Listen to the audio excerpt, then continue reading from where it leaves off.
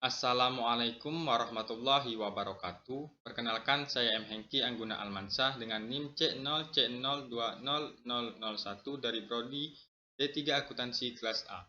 Dengan dosen pengampu Bapak Yuli Usman SE MSI AKCA dengan mata kuliah akuntansi biaya.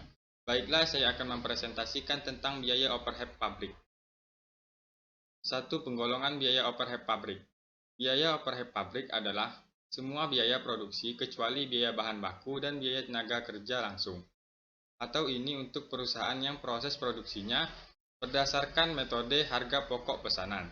Penggolongan biaya overhead pabrik sebagai berikut. 1. Menurut sifatnya digolongkan menjadi beberapa golongan. A. Biaya bahan penolong. B. Biaya reparasi dan pemeliharaan. C. Biaya tenaga kerja tak langsung. D. Beban biaya yang timbul sebagai akibat penilaian terhadap aktiva tetap. E. Beban biaya timbul sebagai akibat berlalunya waktu. F. Biaya overhead pabrik lain yang secara langsung memerlukan pengeluaran uang tunai. 2. Menurut perilakunya dalam hubungannya dengan perubahan volume kegiatan dibagi menjadi beberapa golongan. A. Biaya overhead pabrik tetap. B. Biaya overhead pabrik variabel. C. Biaya overhead pabrik semi variabel. 3. Menurut hubungannya dengan departemen dibagi beberapa golongan. A. Biaya overhead pabrik langsung departemen. B. Biaya overhead pabrik tidak langsung departemen. 2. Penentuan tarif biaya overhead pabrik.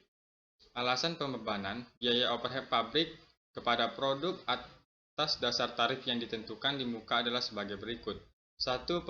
Pembebanan BOP atas dasar biaya sesungguhnya terjadi seringkali mengakibatkan berubah-ubahnya harga pokok persatuan produk yang dihasilkan dari bulan yang satu ke bulan lain. Apabila BOP yang sesungguhnya terjadi dibebankan kepada produk, maka harga pokok produksi persatuan akan berfluktuasi karena A. Perubahan tingkat kegiatan produksi dari bulan ke bulan. B. Perubahan tingkat efisiensi produksi. C. Adanya BOP yang terjadi secara sporadik menyebar tidak merata selama jangka waktu setahun. D. Biaya overhead pabrik tertentu sering terjadi secara teratur pada waktu-waktu tertentu. 2. Dalam perusahaan yang menghitung harga pokok produksinya dengan metode harga pokok pesanan, manajemen memerlukan informasi harga pokok produksi persatuan pada saat pesanan selesai dikerjakan. Padahal ada elemen biaya overhead pabrik yang baru dapat diketahui jumlahnya pada akhir setiap bulan dan akhir setahun.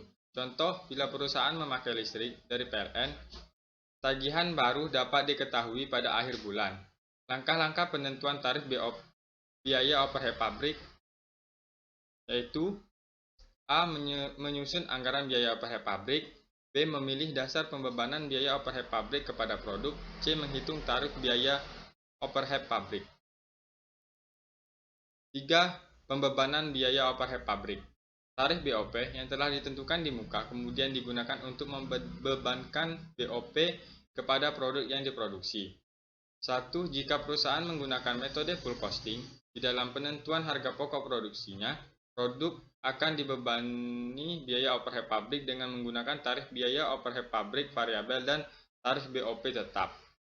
2. Jika perusahaan menggunakan metode variable costing, di dalam penentuan harga pokok produksinya, produk akan dibebani biaya overhead pabrik dengan menggunakan tarif biaya overhead pabrik variabel. 4. Pengumpulan biaya overhead pabrik sesungguhnya. BOP yang sesungguhnya terjadi dikumpulkan untuk dibandingkan dengan BOP yang dibebankan kepada produk atas dasar tarif yang ditentukan di muka. Selisih yang terjadi antara BOP yang dibebankan kepada produk atas dasar tarif yang ditentukan di muka dengan BOP yang sesungguhnya terjadi merupakan BOP yang lebih atau kurang dibebankan. 5. Perlakuan terhadap selisih biaya overhead pabrik. Perlakuan terhadap selisih BOP pada akhir tahun tergantung pada penyebab terjadinya penyimpangan tersebut. Jika selisih BOP disebabkan karena kesalahan dalam perhitungan tarif BOP atau keadaan yang tidak berhubungan dengan efisiensi operasi, maka selisih BOP dibagi rata ke dalam rekening-rekening persediaan dalam proses, persediaan produk jadi, dan harga pokok penjualan. Tapi jika selisih BOP disebabkan karena ketidakefisienan pabrik atau kegiatan perusahaan di atas atau di bawah kapasitas normal, maka selisih tersebut harus diperlukan sebagai pengurangan atau penambahan rekening harga pokok penjualan. Demikianlah hasil presentasi yang dapat saya sampaikan. Jika ada kesalahan kata, saya mohon maaf. Saya akhiri dengan wassalamualaikum warahmatullahi wabarakatuh.